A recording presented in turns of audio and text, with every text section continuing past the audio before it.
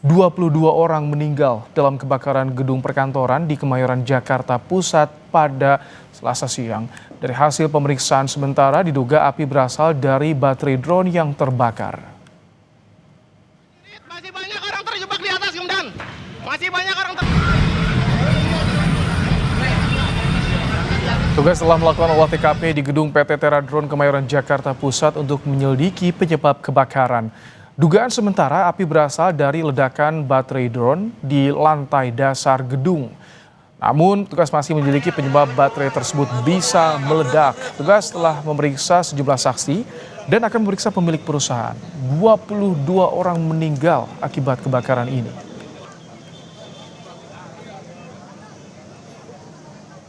Laksanakan olah TKP untuk menemukan sebab-sebab terjadinya kebakaran. Dan dari Polres Jakarta Pusat juga melakukan pemeriksaan kepada semua saksi-saksi termasuk nanti pemilik usaha maupun pemilik gedung.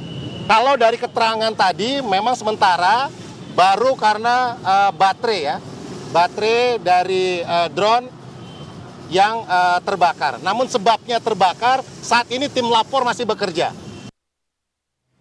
Tim Laboratorium Forensik Polri masih mengumpulkan bukti-bukti di lokasi kejadian untuk mengetahui penyebab pasti terjadinya kebakaran.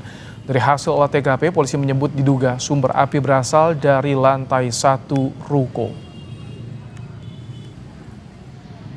Jadi untuk sementara memang kami masih mengumpulkan barang bukti. Dugaan awal memang berada di lantai 1. Namun nanti kita masih tetap terus dalami, teman-teman.